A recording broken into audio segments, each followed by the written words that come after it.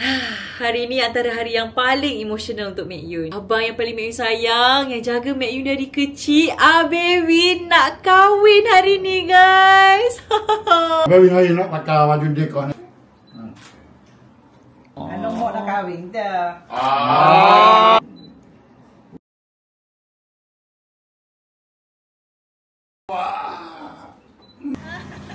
Kita nak pergi rumah pengantin perempuan.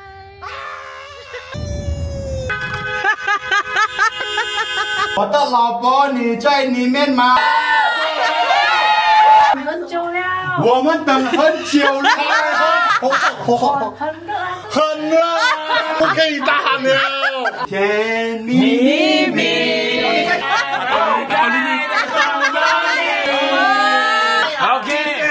Datuk Lee Hwan Siew dan Datin Tan. Yeay.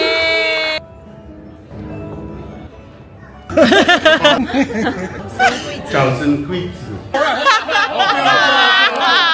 my god.